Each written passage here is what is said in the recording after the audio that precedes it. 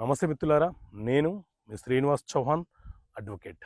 మిత్రులారా, ఏదైనా ఒక సివిల్ వివాదంలో న్యాయస్థానము ఒక తీర్పును వెలువరించిన తర్వాత పునఃసమీక్షించమని చెప్పి మనము తిరిగి పిటిషన్ వేయడానికి అవకాశం ఉంటుందా అని అంటే, మిత్రులారా, మన దేశంలో సివిల్ వివాదాల పరిష్కారం కోసం సిపిసి సివిల్ ప్రొసీజర్ కోడ్ అనే చట్టం అమలు ఉన్నది.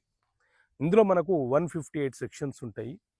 అందులోని సెక్షన్ 114 ఏం చెప్తుంది అని అంటే, ఏదైనా ఒక న్యాయస్థానం ఒక సివిల్ వివాదాన్ని పరిష్కరించి తీర్పుని వెలువరించిన తర్వాత ఆ తీర్పులోని అంశాలు లోపభూయిష్టంగా ఉన్నాయని మనం భావిస్తే మనము అదే న్యాయస్థానంలో తిరిగి పరిశీలన చేయమని చెప్పి రివ్యూ పిటిషన్ ఫైల్ చేయవచ్చు.